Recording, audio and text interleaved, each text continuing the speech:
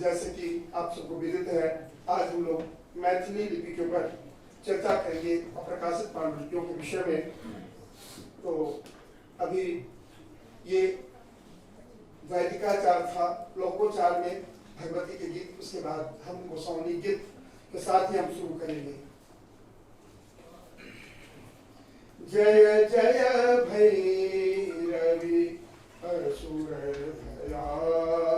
मुनि पशुपति भामिनी माया सहज सुमति वरदिया अनुगत गति तू पाया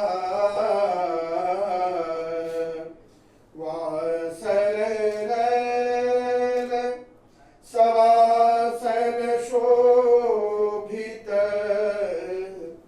चरण चंद्र मणिचूड़ा कतवो कथित मारी मुँह मेलली कतवो उगिली कलकूड़ा जय जय भैरवी असुर भयामुनि जय जय भैरवी असुर भयावनी घन घन घन घुंघरू कतभा जय हन हन कर तू काता विद्यापति कवि तू पद सेवक पुत्र विसरु जुनि माता जय जय भैरवी असुर भयामुनि पशुपति धामिनी माया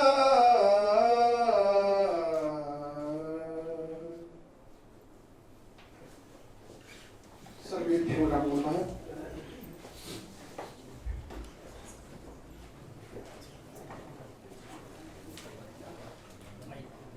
आज स्वागत है, वंदन है, अभिनंदन है सबका। आज उत्सव है, मंगल है, मिशन जन्मदिन का। आज अप्रकाशित ग्रंथों का ज्ञान पाएंगे सभी। वक्ता है भवनाथ जी, अध्यक्ष श्री प्रफुल्ल सरकार। मैथिली में आई वंदन अभिनंदन सब जन के, आई उत्सव मंगल मिशन जन्मदिन के। यो अप्रकाशित ग्रंथों के ज्ञान सब देवई, वक्ता भवनाथ जी, अध्यक्ष प्रफुल्ल सरसो। इस तरह के आप हमारे दोनों वक्ता और अध्यक्ष महोदय अपने स्थान पे सुशोभित हो रहे हैं। ऐसे में हम लोग चाहते हैं कि इनका जो है सत्कार स्वागत करने के लिए हम अपने निदेशक महोदय जी से निवेदन करते हैं, जो कि उनको उत्तरीय और ग्रंथ से इनका स्वागत और अभिनंदन कर इनको सम्मानित करें। करतल ध्वनि से हम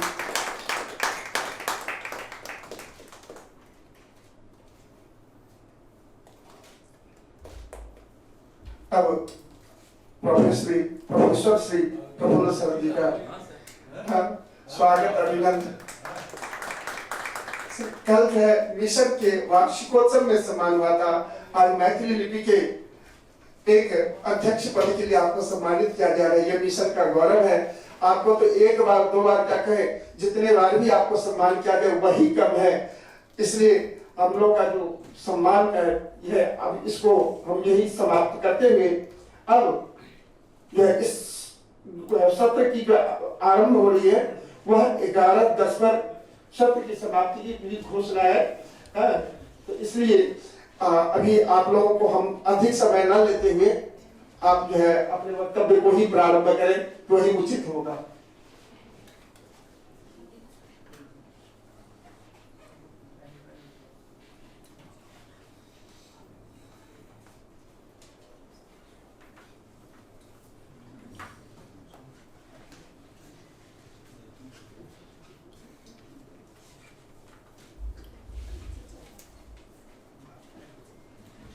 धन्यवाद। इस गरिमामय सभागार में उपस्थित बीच गणमान्य अध्यक्ष महोदय, डॉक्टर सिद्धार्थ वाकनकर महोदय, आपसे हमें बहुत कुछ सीखने का अवसर लगा है। डॉक्टर टी कलेशन महोदय, आप बहुश्रुत अतिथि, विद्वान का सान्निध्य मेरे लिए बहुत सौभाग्य का विषय रहा है। और इस सभागार में उपस्थित सभी विद्वजन, आज मैं उत्तर बिहार के सांस्कृतिक क्षेत्र से संबंधित मैथिली पांडुलिपियों पर कुछ विवरण देने के लिए उपस्थित हूँ। यह मेरे लिए अत्यंत गौरव का विषय है कि ऐसे गरिमामय मंच पर मैं अपनी बात यहाँ कहने जा रहा हूँ।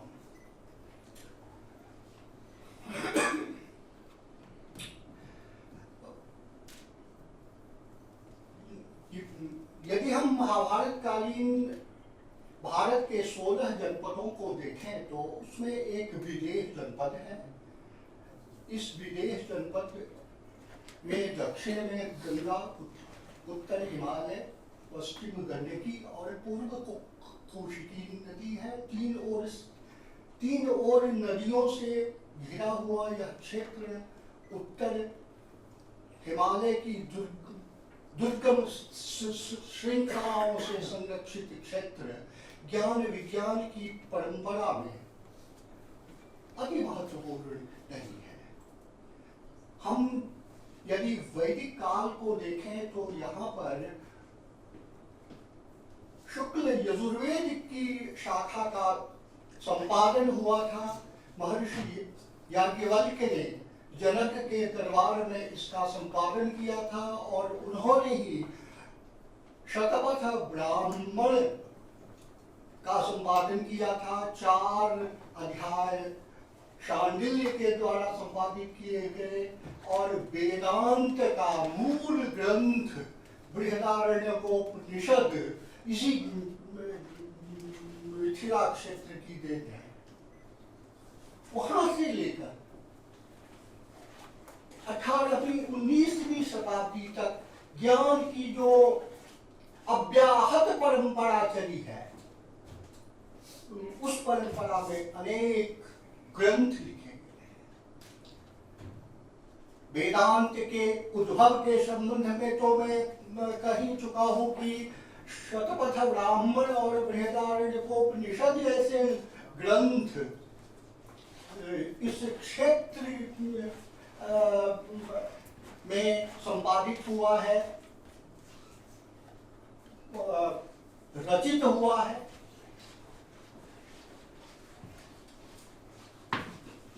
गौतम ने न्याय सूत्र दिया, संपूर्ण न्याय दर्शन की भूमि यही रही है।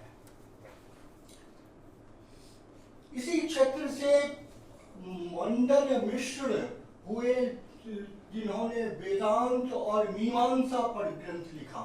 वाचस्पति की भी यहाँ परंपरा है, जिस वाचस्पति की भामती टीका के कारण शंकराचार्य के शांकर भाष्य की इतनी व्यापक ख्याति हुई और उस काल में जब शांकर भाष्य के खंडन में अनेक ग्रंथ लिखे जाने लगे थे, तब भामती ने उन सभी खंडनों को खंडित कर शंकराचार्य के सिद्धांतों को संपुष्ट कर एक अद्वैतवाद की स्थापना की थी।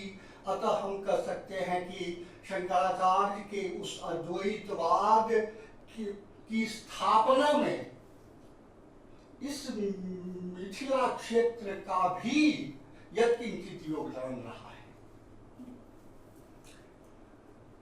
यहाँ पर जहाँ तक ग्रंथों की परंपरा है, इसकी पुष्ट परंपरा हमें 11वीं शताब्दी से मिलती है। दर्शन, धर्मशास्त्र, जिस धर्मशास्त्र को हम स्कूल ऑफ लॉ कहते हैं, इसके ग्रंथ लिखे गए। एक ऐतिहासिक साक्ष्य है जिसके अनुसार एक पुष्करिणी यज्ञ में 14वीं शताब्दी में 1400 मीमांसक उपस्थित हुए थे। उनके कितने ग्रंथ रहे होंगे हम केवल अनुमान कर सकते हैं। बहुत सारे ग्रंथ आज अप्रकाशित अवस्था में पांडुलिपियों में सुरक्षित अथवा आरक्षित रूप में है, आरक्षित भी है। गंगेशोपाध्याय ने जब 13वीं शताब्दी में नव्य न्याय की स्थापना की, जिस नव्य न्याय का अध्ययन अध्यापन सभी शास्त्रों में तत्व ज्ञान के लिए आवश्यक समझा गया, उस काल में वो कहते हैं वद वाक्य प्रमाणज्ञ जो होते हैं उन्हीं को हम शास्त्रज्ञ कहेंगे। तो प्रमाण शास्त्र नव्य न्याय हुआ गंगेशोपाध्याय का, और इसकी एक दीर्घ परंपरा चली। बंगाल के जो न्यायिक थे उनके साथ मैथिल न्यायिकों का शास्त्रार्थ होता था, और यह शास्त्रार्थ लिखित रूप में हुआ। ये रघुनाथ बंगाल के स्कूल के अधिष्ठाता हुए और इधर मिथिला स्कूल के पक्षधर मिश्र, दोनों की परंपरा चली अलग अलग, एक दूसरे के साथ खंडन मंडन करते थे वे शास्त्र के रूप में, लिखित रूप में, जो 18वीं शताब्दी तक चली है। अंतिम कृति हम लोगों को मिल रही है जिसमें तिथि तत्व, चिंतामणि की टीका, महेश ठाकुर के दर्पण की आलोक व्याख्या और आलोक की टीका रूपनाथ की उपलब्ध है, जिसका मैंने आज से करीब 15 वर्ष पहले लिप्यंतरण कर मिथिला शोध संस्थान को प्रकाशन करने के लिए दिया, अभी तक अप्रकाशित है। कहने का यह अर्थ है कि मिथिला की जो ज्ञान की परंपरा है वह एक छोटे से क्षेत्र में बहुत संघनित परंपरा है। अतः स्पष्ट रूप से आवश्यक है कि इन क्षेत्रों से अप्रकाशित पांडुलिपियों का संपादन किया जाए, उसे भारतीय परिप्रेक्ष्य में अनुस्यूत करके संपूर्ण भारत की जो अखंड ज्ञान परंपरा है उसे हम लोगों के सामने रखें। अब यह प्रश्न उठता है कि यहाँ मैथिली लिपि का विकास कैसे हुआ। हमारे जो यूरोपियन इतिहासकार सब हैं, लिपि शास्त्री सब हैं, वे कहते हैं वेरिएंट ऑफ देवनागरी, जबकि हम लिपि शास्त्र की दृष्टि से देखें तो उत्तर भारत में ब्राह्मी,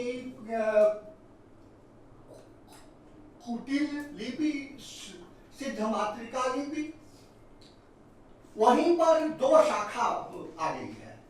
एक वर्तुल शाखा है स्फेरिकल और एक एंगुलर है।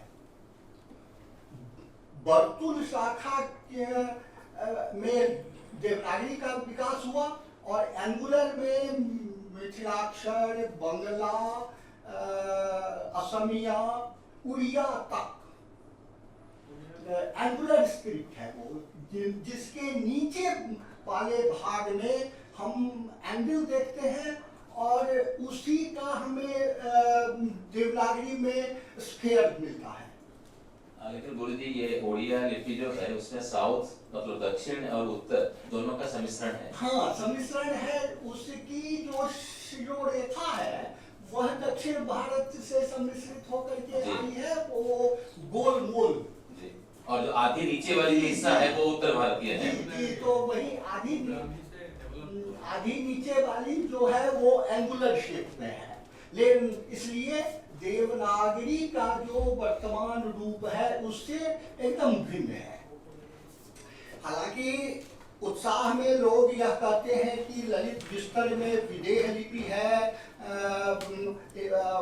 इसकी परंपरा दूसरी शताब्दी से ही है, लेकिन जब तक हमें लिपि का नमूना नहीं मिल जाता है, और नमूना भी इस तरह कि उस काल की जो अन्य क्षेत्र की लिपियां हैं इसके साथ हम जब तक डिस्टिंग्विशिंग फैक्टर नहीं दे देते हैं तब तक मैं मिथिला क्षेत्र की लिपि को अलग मानने के लिए तैयार नहीं हूं। अब विदेह लिपि नाम है जो है, मुझे नहीं मालूम, मैं उस फेर में 10वीं शताब्दी में आकर के हम इस मिथिला क्षेत्र की लिपि को अलग होते देखते हैं। उस काल में इस क्षेत्र से बाहर जो लिपि है उसके साथ भिन्नता स्पष्ट होने लगती है। अतः ऐतिहासिक परिप्रेक्ष्य में मैंने माना है कि इसकी यह लिपि 10वीं शताब्दी से 1850-60 ईस्वी तक अपने एक ही रूप में है और वस्तुतः बंगला, असमिया और मिथिलाक्षर एक ही लिपि है 1800 ईस्वी तक। इसे कहने में मुझे कोई हिचक नहीं है। अब इसी विकास क्रम को हम जरा सा 10 मिनट में ये पावर पॉइंट प्रेजेंटेशन पर देख लें जरा सा आगे। हाँ, ये एक 609 ईस्वी की पांडुलिपि है। इसमें भी हम देखते हैं वो एंगुलर शेप आ गया है और यहीं से हम वर्तुल लिपि और कोणीय लिपि के बीच बाइफर्केट कर सकते हैं। आगे अब ये उषणीश विजयधारिणी ग्रंथ में जो पांडुलिपि का न्यून कोणीय सिद्ध मातृका का स्वरूप है, इसमें हम देख रहे हैं कि यहाँ तो आदि में वह एंगुलर रूप आने लगा है और यह धीरे धीरे विकसित होने लगा है। तो ये हाँ, यह एक अभिलेख हमें मिला है, सहोदरा अभिलेख है नरकटियागंज के पास, 950 ईस्वी का है। इस समय नारायण पाल देव का देहांत हो चुका है और उसके कुछ ही दिन के बाद नारायण पाल के बेटे का विवाह हुआ था राष्ट्रकूट में। उसी राष्ट्रकूट राजा का यह तुंगदेव का यह अभिलेख है। तो यहाँ इस इंस्क्रिप्शन में जो मिथिलाक्षर का रूप है, यह चूंकि मिथिला क्षेत्र से है, बीच नरकटियागंज से, तो इसमें जो रूप है इसे हम मानते हैं कि 1850 ईस्वी तक केवल दो और भौ में अंतर हुआ है, नहीं तो 1850 तक यही रूप सुरक्षित है, यही रूप पांडुलिपियों में है। अतः यह एक स्फुट परंपरा इस क्षेत्र में है। आगे यह रजौन का एक अभिलेख है, इसमें जयनगर का, इसमें भी वही है, 11वीं शताब्दी का है। बस चलिए, हाँ, यह नानीदेव का अंधराठाढ़ी अभिलेख है। इसमें मिथिलाक्षर है, अंधराठाढ़ी बीच मिथिला में है। वहीं से एक हाल में अभिलेख मिला था जिसे मैंने ही पहली बार डिसाइफर किया था। ये वर्तमान में नेपाल में है। यही कर्ण शासकों की राजधानी थी। वहां से एक अभिलेख मिला था 92 में। इसी का दूसरा हिस्सा 2-3 साल पहले मिला है, जिसे मैंने पहली बार पढ़ा था। आगे पढ़िए। हाँ, ये जो अभिलेख है यह 3 साल पहले उसी जगह से मिला है। दोनों एक ही अभिलेख के 2 हिस्से हैं। इसे पहले जो मिला था वो और ये हाल में एक ही अभिलेख है, 2 अंश है। यह भी एक अभिलेख है ठीक 1336 ईस्वी का। यह सब अभिलेख मिथिला क्षेत्र की लिपि की परंपरा को दिखाते हैं। बढ़िए, यह 1341 का है। इसमें भी वही एक्यूट एंगुलर है। इसमें आप स्पष्ट देख सकते हैं वो ज्योत्स्ना वर्धी, वो का जो रूप है, दो ध संयुक्त ह्रस्व इकार बीच में, ज्योत्स्ना वर्धी। यही मिथिलाक्षर का रूप वर्तमान काल तक उपलब्ध है। बढ़िए। हाँ, पांडुलिपि यह एक बहुत महत्वपूर्ण पांडुलिपि है जिसका प्रकाशन आवश्यक है। यह इसलिए कि विष्णु पुराण में यही फोलियो जो है वह वर्तमान उपलब्ध विष्णु पुराण में नहीं है, वह मिलता है ब्रह्म पुराण में।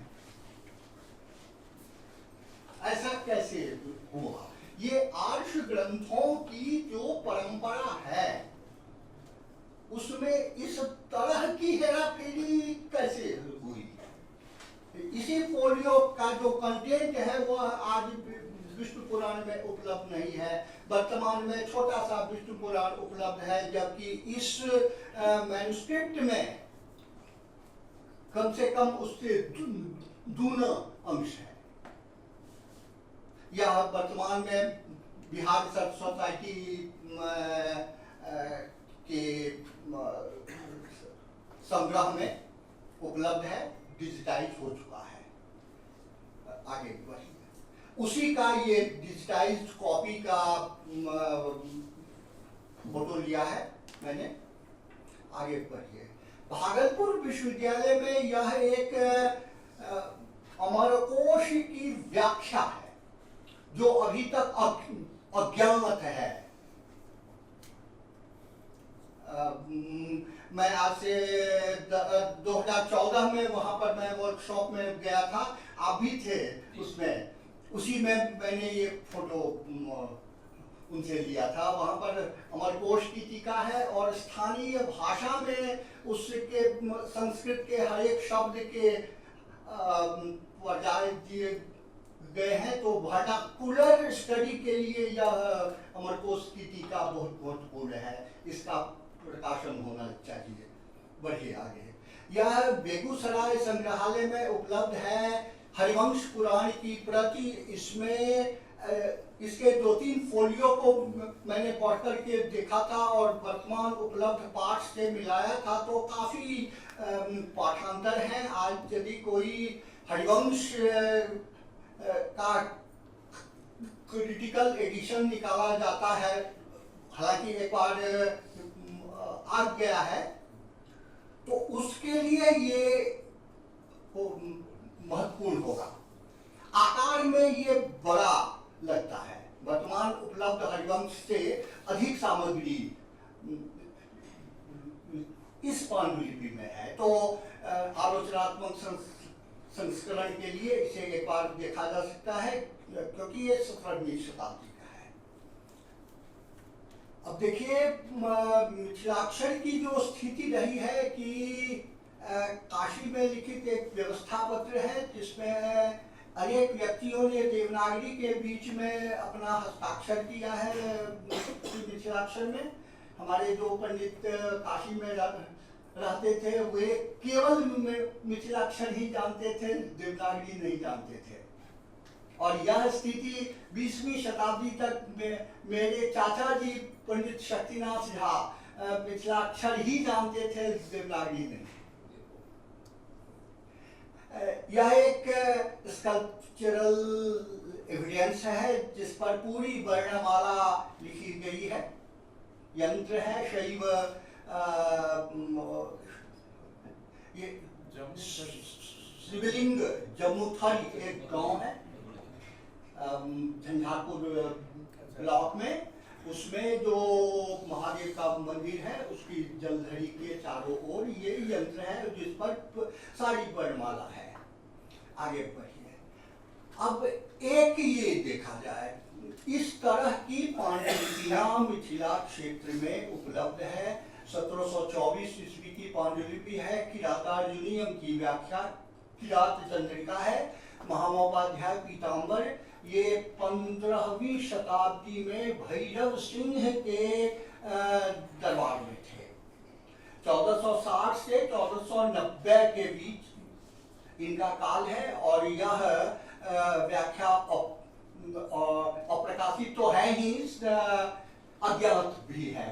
1 से 8 सर्ग तक की पांडुलिपि मेरे पास है और संपूर्ण पांडुलिपि एक तालपत्र पर रानीगंज,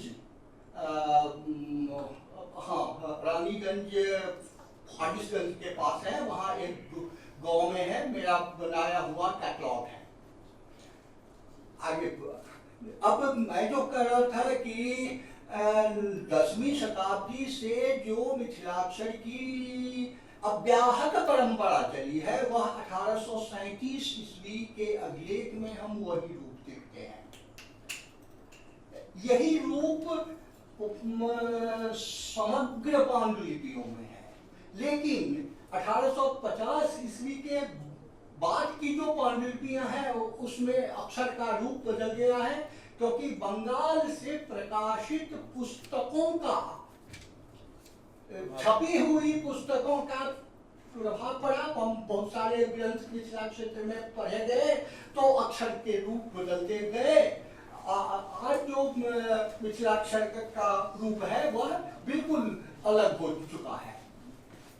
इसलिए पांडुलिपियों को पढ़ने के लिए ये जो 10वीं से लेकर 1850 तक की परंपरा है, इसे हमें देखना होगा। और यही सबसे बड़ी समस्या है कि हम पांडुलिपियों को एक्सेस नहीं कर पाते हैं। अभी वर्तमान में 2, 3, 4 व्यक्ति ही ऐसे हैं जो कि मिथिलाक्षर की पांडुलिपियों को अच्छी तरह से पढ़ सकते हैं। एक व्यक्ति तो 101 वर्ष के हो चुके हैं, वो उनसे अब संभव नहीं है। पंडित गोविंद झा, उन्होंने कम से कम 10 पांडुलिपियों को डिसाइफर करके पूरा संपादन किया। अब क्या करेंगे? एक doctor Kishore Nath Jha, Gangaram Jha research institute में नव्य न्याय के अध्यापक थे, वे भी 88 वर्ष के हो चुके हैं, वो उनसे भी अब संभव नहीं है। एक अभी सक्रिय व्यक्ति हैं डॉक्टर शशिनाथ झा, जो कामेश्वर सिंह दरभंगा संस्कृत विश्वविद्यालय के वर्तमान कुलपति हैं। एक है डॉक्टर उदयनाथ झा अशोक, जो पुरी में साहित्य विभागाध्यक्ष हैं। और एक इन दोनों का विद्यार्थी मैं हूँ। विशेष रूप से मैं जब कार्य करने लगता हूँ, डॉक्टर शशिनाथ झा को मन ही मन स्मरण करके ही मैं कोई कार्य आरंभ करता हूँ और सफलता मिलती गई है। आगे देख लीजिए, ये सब अभिलेख हैं उसी काल के, जो कि मिथिलाक्षर का ये स्टैंडर्ड जो फॉर्मेट है उसका ये अंतिम अभिलेख सब है। इसके बाद सब बर्बाद होते गया है। यह मैन्युस्क्रिप्ट है, यह बरौनी बेगूसराय क्षेत्र में लिखी गई है और यह है भक्तमाल की संस्कृत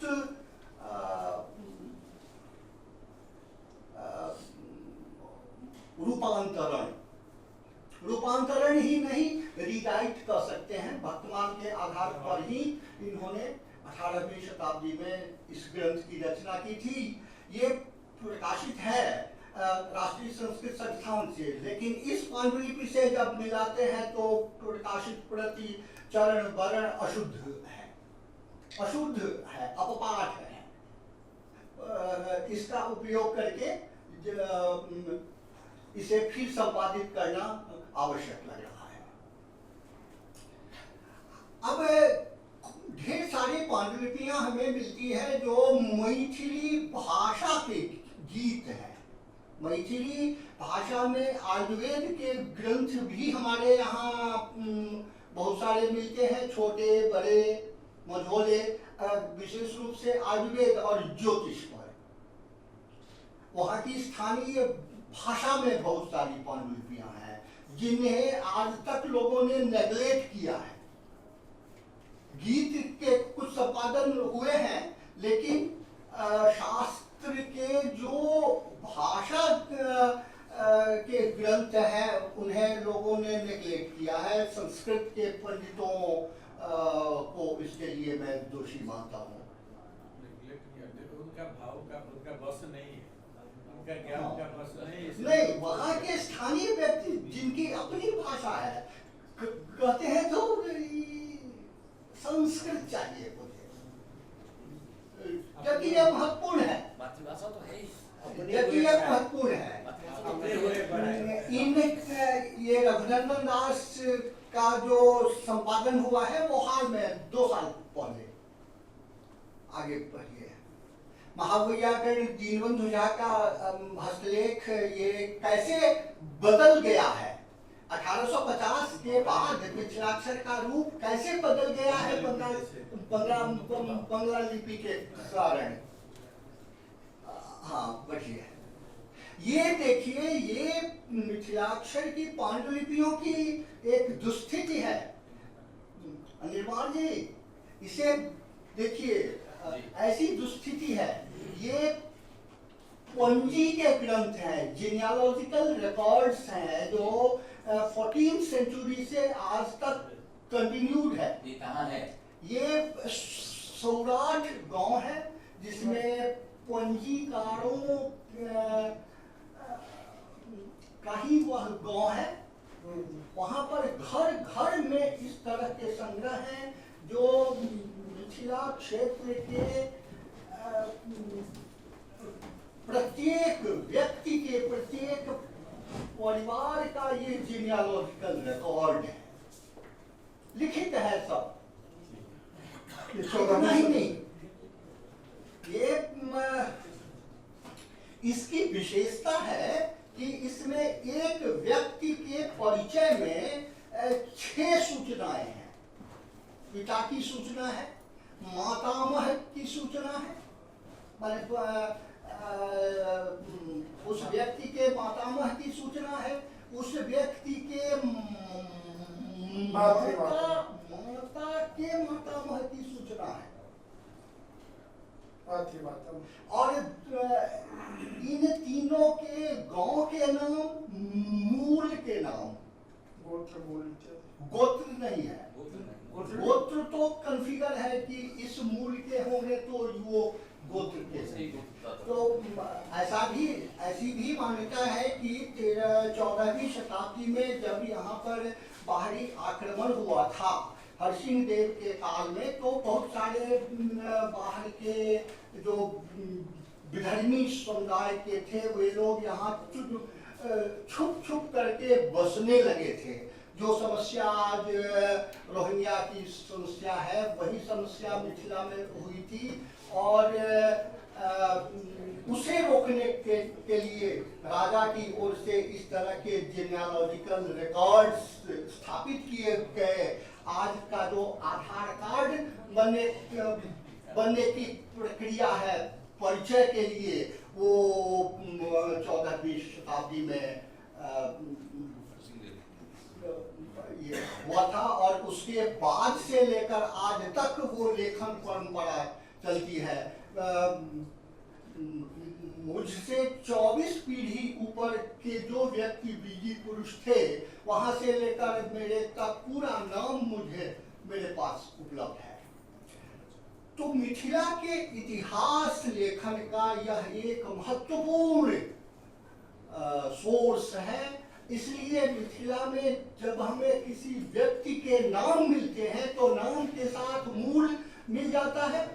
इस मूल के जैसे हरियम्मय पीताम्बर शर्म कृत, अब हरियम्मय मूल में हम पीताम्बर शर्मा देख लेते हैं, उस काल में उनका आइडेंटिफिकेशन हो जाता है। इसलिए मिथिला क्षेत्र की यह विशेषता है कि अनआइडेंटिफाइड ऑथर नहीं है।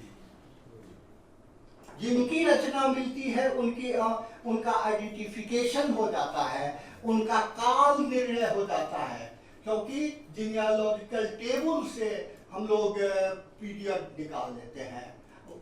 उस वंश में अथवा उसके समकालीन किसी न किसी वंश में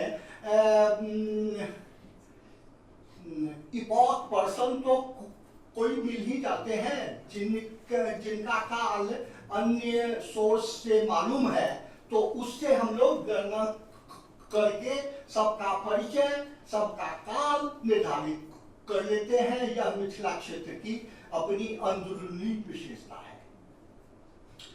अब हम देखें कि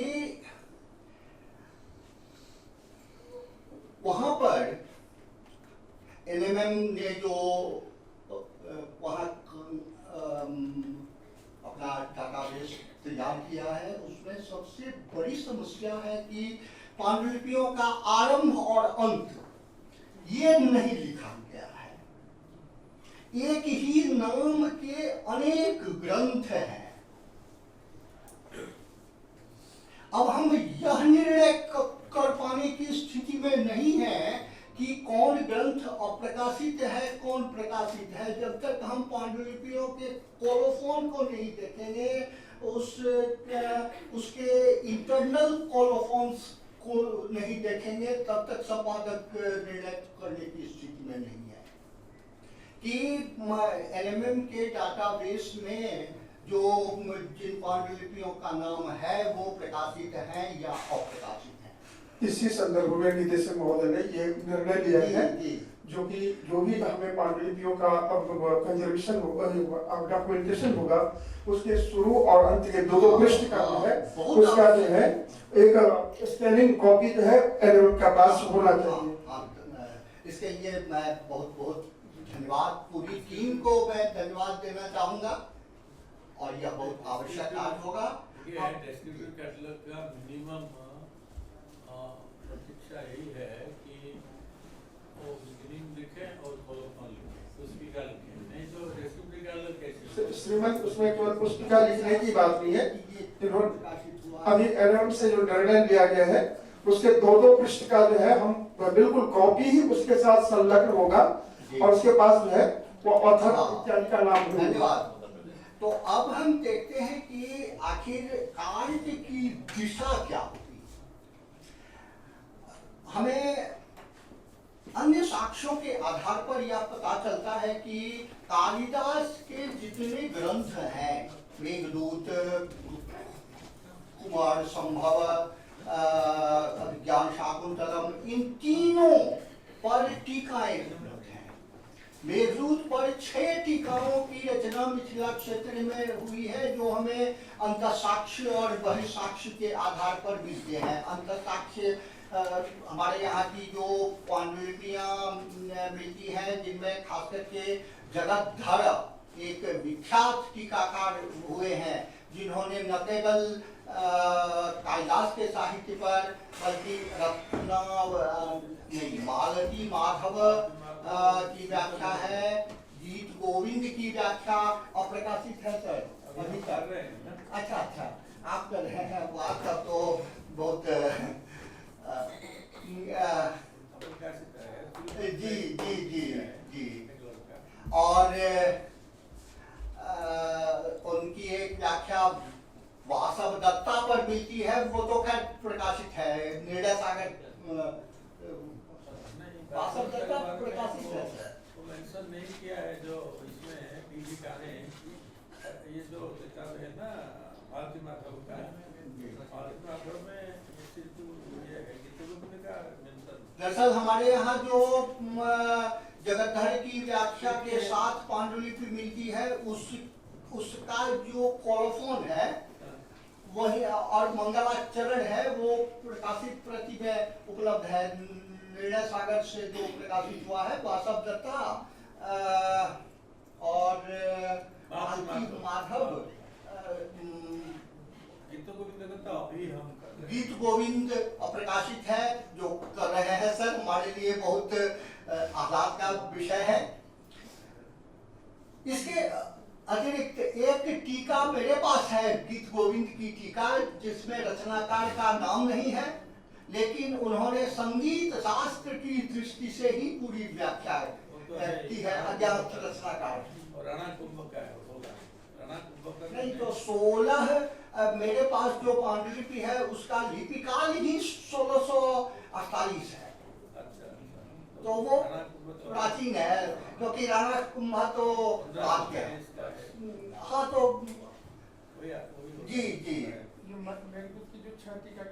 ये अप्रकाशित है। हाँ, उनमें से केवल जगतधर की टीका प्रकाशित है कामेश्वर सिंह दरभंगा संस्कृत विश्वविद्यालय से।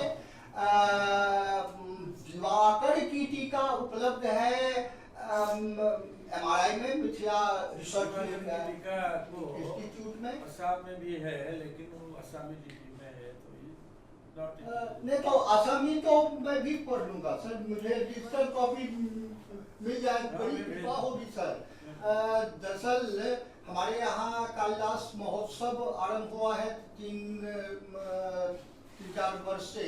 मैंने इसी बार उनको कहा है कि अगले साल मैं इस कार्यक्रम से 2 महीना पहले आपको कालिदास के कालिदास की कम से कम एक रचना की मैथिल व्याख्या का स्क्रिप्ट मैं उपलब्ध कराऊंगा, जिसे आप छपा के रखिए, तभी ये सरकारी कार्यक्रम की कुछ सार्थकता होगी। 6 लाख आप खर्च करते हैं, अब 50,000 खर्च कीजिए कालिदास की एक मैथिल व्याख्या का तो प्रकाशन हर साल होता जाए। तो मुझे सर मैंने 12 कमेंट्री का एक किताब छपा है मेघदूत का जी, अभी 18 कमेंट्री निकल जाएगा। अच्छा, तो नहीं तो उसमें यदि सम्मिलित हो रहा है तब तो अच्छी बात है। तब और जो 4 टीकाएं हैं उसकी भी पांडुलिपि MRN में है। ये 4 टीका कौन सी है? 4 एक जगन्नाथ की टीका है, एक और है, मैं उनका नाम विस्मृत हो रहा हूँ, वो आर्टिकल में मेरे पास है, उसकी पांडुलिपियां उपलब्ध हैं। और खास करके इसके दिवाकर का मैथिली लिपि में मिलता है जी, दिवाकर का मैथिली में उपलब्ध है सर। इसमें देखिएगा वो MRI में है, मिथिला रिसर्च इंस्टीट्यूट में है। मैंने वहाँ के क्यूरेटर से कहा है कि आपको जैसे हो हमको दीजिए। बहुत छोटी सी पांडुलिपि है, अब पता नहीं देंगे कि नहीं। यही समस्या है यहाँ के साथ। अब हम चलते हैं कि अद्यतन कार्य कहाँ हुए हैं। सबसे पहले मैथिली लिपि की पांडुलिपियों का प्रकाशन आरंभ हुआ है एशियाटिक सोसाइटी से, जहां पर 1890 से 1930 के बीच में धर्मशास्त्र के ग्रंथ प्रकाशित हुए हैं। और हम सब जानते हैं कि संपूर्ण भारतवर्ष में 5 स्कूल ऑफ लॉ जो हैं, Bengal school of law, Mithila school of law, Banaras school of law, Maharashtra school of law और द्रविड़ स्कूल ऑफ लॉ। इसमें एक छोटा सा भारत का एक छोटा सा क्षेत्र भी एक स्कूल का रिप्रेजेंट कर रहा है। स्वाभाविक है, यहाँ पर याज्ञवल्क्य स्मृति की परंपरा रही है, मृताक्षरा की परंपरा रही है। तो धर्मशास्त्र के ग्रंथ यहाँ पर बहुत सारे लिखे गए। चंडेश्वर ने कृत्य रत्नाकर की रचना की, बल्कि उनके नाम से सप्त रत्नाकर उपलब्ध हैं, जिनमें से शुद्धि रत्नाकर अप्रकाशित है। शुद्धि रत्नाकर की एक खंडित पांडुलिपि का केवल 3 फोलियो मुझे मिला है बिहार रिसर्च सोसाइटी में। इसके बाद एशियाटिक सोसाइटी ने पहले फेज में जो काम किया 1930 ईस्वी तक, उसके बाद से वहां से भी कार्य बंद है। कुछ यतीन्द्र विमल चौधरी जी ने बंगाल से काम किया था, जिसमें विश्वास देवी का गंगा वाक्यावली का उन्होंने प्रकाशन किया। विश्वास देवी विद्यापति के काल की रानी थी। इसके बाद दरभंगा में रामेश्वर यंत्रालय की स्थापना हुई 1905 के आसपास में, और रामेश्वर सिंह के संरक्षण में वहाँ पंडितों की एक टोली थी, जिसमें महामहोपाध्याय परमेश्वर झा थे, डॉक्टर सत्यनारायण झा थे। हालांकि वे बाद में इलाहाबाद चले गए, फिर भी यहाँ से जुड़े रहे, यहाँ के लिए कार्य करते रहे। चंदा झा थे, मुकुंद झा बख्शी थे, इन लोगों ने बहुत सारे ग्रंथों का संपादन किया। इसकी सूची लंबी है। फिर कामेश्वर सिंह के संरक्षण में आचार्य रमानाथ झा ने ग्रंथों का संपादन किया, जिसका प्रकाशन ये मिथिला शोध संस्थान से हुआ है, जो सारी पुस्तकें उपलब्ध हैं वहां पर। वर्तमान उसके बाद की परंपरा में पंडित जीवानंद ठाकुर हुए, जिन्हें इस विश्वविद्यालय में रखा ही गया था केवल लिपिवाचक के रूप में। उनका काम इतना ही था कि पांडुलिपियों को वे लिप्यंतरण करके संपादक को देते थे। बिहार में एक विष्णुलाल शास्त्री बिहार रिसर्च सोसाइटी में इसी लिपिवाचक के पद पर कार्य करते थे। बिहार में हर एक संग्रहालय में एक एक लिपिवाचक का पद अभी भी है, लेकिन सारे पद रिक्त है। आज करीब 10 वर्ष से एक भी लिपिवाचक बिहार में नहीं है। वर्तमान में स्थिति यही है कि कार्य जो कर सकते हैं लिपि का वाचन करके, जो उसे लिप्यंतरित कर सकते हैं, इसमें 3-4 व्यक्ति अंगुलीगण्य बचे हैं। हालांकि युवा पीढ़ी मिथिलाक्षर लिपि के प्रचार प्रसार के लिए आंदोलन में जुड़ी हुई है, और जिससे एक फायदा यह हुआ है कि जन जन तक कम से कम यह बात फैली है कि मिथिलाक्षर भी एक लिपि है, इसे सीखना चाहिए, इसमें पूरी ज्ञान परंपरा निहित है, हमें काम करना चाहिए।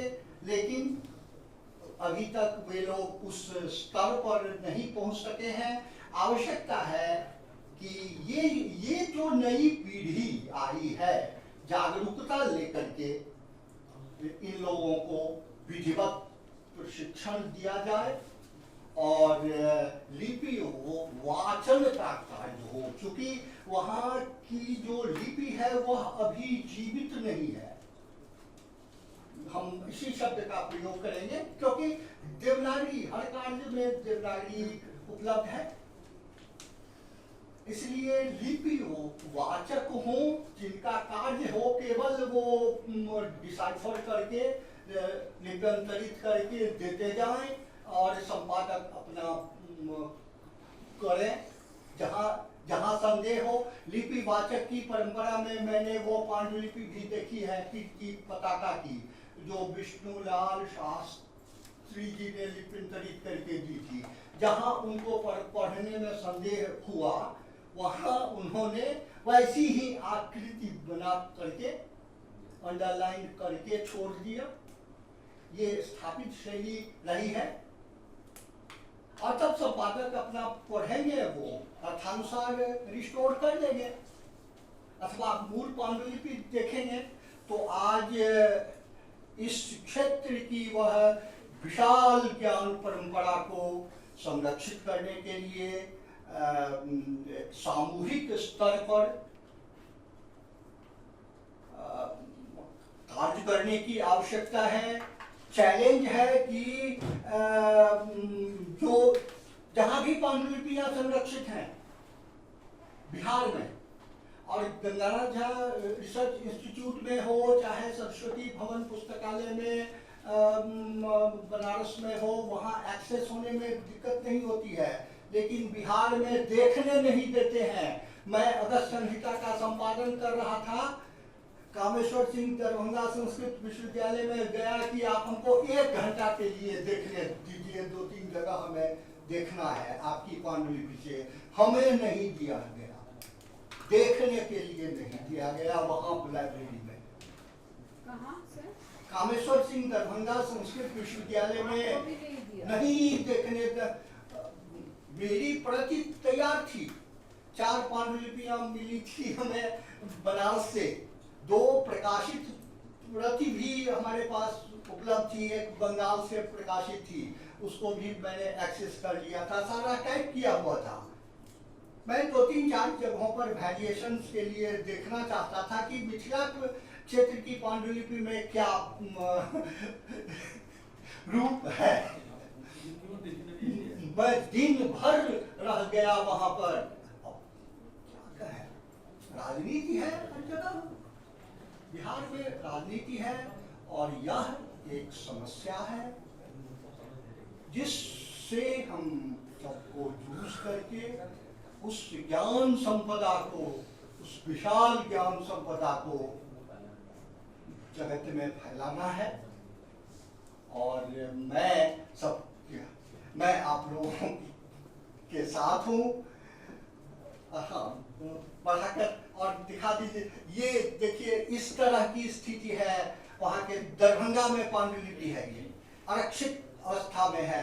ये मैं गया था 2014 में, मैं देहरादून गया था, वहाँ जो आप लोगों के यहाँ ही यह पांडुलिपि आई हुई है और इससे एक पांडुलिपि का मैं संपादन कर रहा हूँ, रोहिणी दत्त गोसाई की, आपने मुझे भेजी थी उसकी प्रति, डिजिटाइज कॉपी। तो यही है, रजकांत है इसकी। इस लिपि में छपाई भी हुई थी, आरंभ हुई थी, लेकिन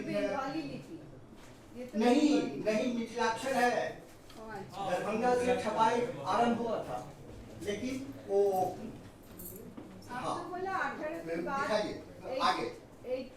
ये अंतर गोविंद झा ने चार्ट बनाया है, दोनों के बंगाली मिथिलाक्षर में जो अंतर है, बाइफर्केशन है, ये उन्होंने दिखाया है।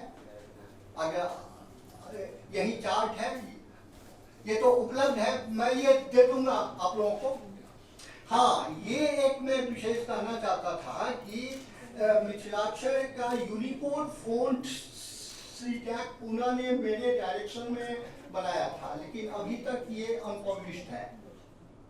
उसी में ये लिखा हुआ है मैथिली कंटेंट, ये मेरे द्वारा यूनिकोड फोंट बनवाया हुआ है। बस हो गया। अब इसी के साथ मैं सबका अभिवादन करते हुए मैं समझता हूँ कि मैं बिल्कुल सही समय पर हूँ। हम सबको आगे मिलकर कार्य करना है और बहुत बहुत धन्यवाद। श्रीमन, एक निवेदन है, ये जो आप अपने पेन ड्राइव लगाए हैं, वो पेन ड्राइव की एक कॉपी यहाँ मिशन में सौंप देंगे जी, तो इसके लिए आपकी जो है आभार बढ़ेगी। और इसके बाद मैं अपने अध्यक्ष महोदय से निवेदन करता हूँ जो इसके विषय में कुछ अपनी मंतव्य प्रस्तुत करें।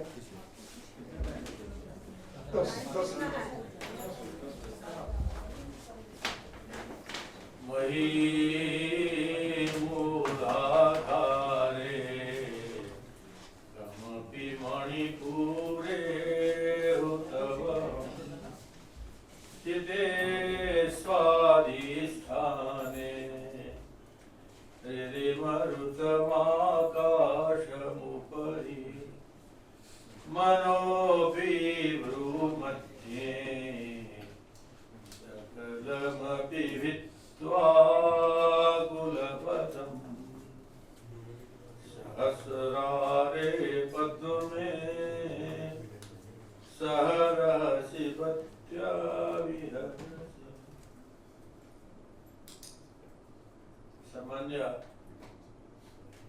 प्रोफेसर भुवनाथ झा महोदय, अत्र उपस्थिताः भागवतर महोदय, doctor Anirban ji director, my friend Ganesh ji है, और सर्वे खलु काशीनाथ झा महोदय, अन्य सर्वे मित्राणि सर्वाणि एव मित्राणि अस्य पाण्डुलिपि मिशनस्य अभियानस्य परमं प्रमोदस्य अयं विषयः यत् भवनाथ झा महोदयेन तावत् बिहारस्य विशेषतः उत्तरबिहारस्य मिथिलाञ्चलस्य परम्पराविषये निश्चिततया किञ्चिदेव तेन प्रत्यपादितम्। अत्र स्मर्यते सा परम्परा, मिथिलायाः परम्परा वङ्गस्य द्वारम् यतोहि गङ्गेशस्य परम्परा पुनः गदाधर, वङ्गे गदाधरः, जगदीशः, अन्ते मधुसूदन, वङ्गदेशे समायाते मधुसूदन वाग्पतो चक्रपेतर्कवागीशकातरो बुद्धगदाधरः। तथैव या परम्परा वङ्ग मिथिलयोर्मध्ये प्राचलत्, अतीव समुज्ज्वला सा परम्परा। इदानीमपि यदा विधिकारे महोदयेन हिस्ट्री ऑफ धर्मशास्त्र इति महतः ग्रन्थस्य रचनं तावत् कृता आसीत्। तत्र घोषाल शास्त्री वङ्गदेशे धर्मशास्त्रस्य महान् खलु धुरिणः विद्वांसः, तेपि तस्य मतस्योपरि मतान्तरं प्राकट्य किञ्चित् लिखितवान्। पुनः तस्य विधिकारे महोदयस्य पुनः अपरस्मिन् सम्पादने घोषाल शास्त्री महोदयस्य मतमपि तत्र खण्डनमपि कृतं, तत्र उद्धरणं कृत्वा। इयं खलु शास्त्रस्य परम्परा, समुज्ज्वला परम्परा अस्मत् देशे प्रचलति। इदानीमपि विधिकारे घोषाल शास्त्री महोदय पर्यन्तम् इदानीं सा परम्परा कथं भवति न जाने, तथापि दव्यालोकस्य या टीका वर्तते आङ्ग्लभाषायां कृष्णमूर्ति महोदयाः। सुनिए श्रीधर जी, इधर सुनिए। तो दव्यालोकस्य या परम्परा अस्माकं मूर्ति महोदय कर्नाटक विश्वविद्यालयस्य कृष्णमूर्ति बहु प्रसिद्ध टीकाकारः आङ्ग्लभाषायां दव्यालोकस्य आङ्ग्ल अनुवादोऽपि वर्तते। तस्य सर्वाणि मतानि एव खण्डितानि इंगल्स महोदयेन in Dhvanyaloka of Masson Patwardhan, Ingalls Masson and Patwardhan. तर्हि सा परम्परा तु शास्त्रस्य बाधे बाधे जायते तत्त्वबोधः इति धिया सा परम्परा प्रचलिता आसीत्। मिथिलादेशेपि भवतु तावत् अस्माकं देशे किम् आसीत्, दक्षिणदेशे उत्तरप्रदेशे उत्तरभारते व्यासेन लिखितस्य सूत्रस्य टीका वर्तते दक्षिणप्रान्ते, भाष्यमस्ति शङ्कराचार्यस्य। पुनः मध्व निम्बार्क ये अस्माकं रामानुज प्रभृतीनां आचार्याणां या परम्परा, टीका परम्परा, भाष्य परम्परा अस्ति, सर्वाणि एव भाष्यानि तावत् दक्षिणोत्तर दाक्षिणात्ये लिखितानि सन्ति। पुनः भाष्यस्य टीका कुत्र वर्तते, मिथिलादेशे वाचस्पतिमिश्रेण। अतः मया तु पाठितं बहुवारमेव, भामती टीका बहुवर्षमेव तत्र टीका पाठिता आसीत् वेदान्तस्य ब्रह्मसूत्रस्य भाष्य पाठसमये।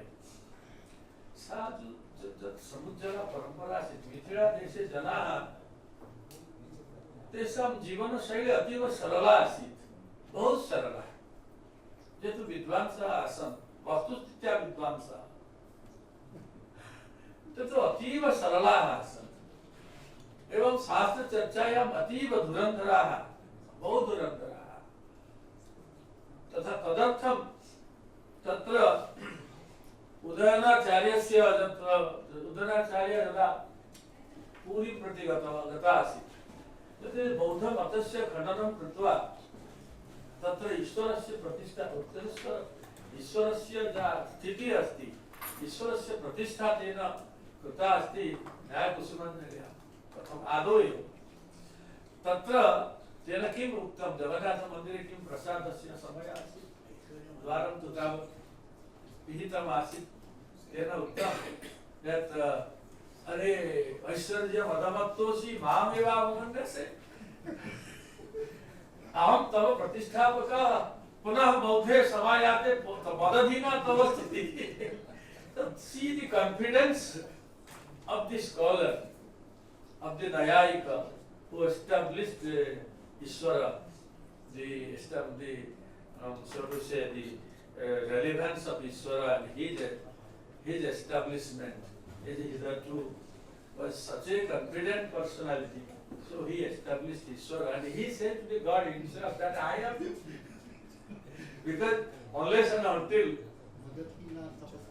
if I don't establish you have no way, you have no sthiti at all. Anyway, but he doesn't know. People say in Odisha, scholars, that he doesn't know Jagannath is all pervasive. Even he is Buddha Rupa, he is Yologite, Buddha Rupena, Vajradevena Stutam, Kesava Dhruta Buddha Sarira, Jai Jagadishwara. So anyway, when यदा अहं स्मरामि तां परम्परां मम चक्षुषि तत्र लोतकपुर्णानि भवन्ति. किमर्थं यत् सा कुतः सा परम्परा नष्टा? यतोहि अतीव सरलजीवनेन ते जीवन्ति स्म. अतः भवन्तः जानन्ति स्वतः प्रमाणं परतः प्रमाणं किराङ्गना यत्र गिरो गिरन्ति गृहस्थ निरान्तरसन्निरुद्धम् अवेहितन्मन्त्रविश्रताम्. अतः तस्य अयमेव परिचय यत्र सुखाः वेदस्य स्वतः प्रमाणता पुनः परतः प्रमाणता विमर्शन्ति. अतः तदेव सा परम्परा अद्भुत परम्परा आसीत् स्वल्पीय कालेन. तदा टङ्कणकस्य पुनः सङ्गणकस्य पुनः मुद्रायन्त्रस्य आदौ तावत् टङ्कणस्य मुद्रायन्त्रस्य टङ्कणस्य अनन्तरं संगणकस्य एतेषां प्रचलनेन मैत्री लिपि यदि जनाः न लिखन्ति. मासद्वयेभ्यः प्राग् अहं मणिपुरं गता आसम्. तत्र वैदिकसम्मेलनम् आसीत्. तत्र मया पृष्टं भवन्तः मणिपुरलिपिं जानन्ति? यतोहि इदानीं किं भवति क्रैस्ताः अस्माकं सभ्यतायाः ध्वंससाधनं कर्तुं तेषां प्रथमकल्पः अस्ति लिपिमारणम् अनन्तरं भाषामारणम्. ते लिपिमारणं कृतवन्तः कुत्र? तेषां लिपि नासीत् मिजोरां मध्ये. तत्र रोमान् लिपिमध्ये ते लिखन्ति. तत्रापि ग्यारो खासी मेघालये तेपि किं कुर्वन्ति? रोमन् लिपि देवनागरी लिपिं न स्वीकुर्वन्ति. मणिपुरे किम् आसीत् तथैव प्रयत्नः प्राप्तः. परन्तु इदानीन्तनाः ते इदानीं दृढव्रताः स्वस्य प्राचीन मणिपुरी लिपिं ते आनीय पुनः लिखन्ति. विद्यालये तु तत्तु भवति अनिवार्यतया तस्य प्रयोगः अस्ति. अतः ये खलु 30-40 वर्षीयाः ते न जानन्ति. ये तो प्रथम द्वितीय श्रेण्यां पठन्ति विद्यालये पठन्ति ते मणिपुरी लिपिं जानन्ति. तथैव मिथिलाप्रान्ते विद्यालये तस्य अनिवार्यता नास्ति. कथं छात्राः जानीयुः? अतः मैत्री लिपि इदानीं पठितुं कष्टकरं भवति. न केवलं लिपि, तत्र लिपि मध्ये केचन अस्माकं संस्कृति विरोधिनः वदन्ति त्रिप्रकारकस्य सकारस्य का आवश्यकता अस्ति निष्कासनं करोतु. अरे भवान् त्रिप्रकारकस्य सकारस्य अस्माकम् उच्चारणे एक एव सकारः वर्तते दन्त्य ओडिया. तो शास्त्रे तु प्रयोगः अस्ति, काव्ये प्रयोगः अस्ति, भाषायां प्रयोगः अस्ति, लिखितसाहित्ये प्रयोगः अस्ति. अतः तदनुगुणम् अस्माभिः तत्र तावत् स्थापनीयं भवति. एक सेशन मार्क जिसके आगे अच्छा ठीक है, कोई बात नहीं.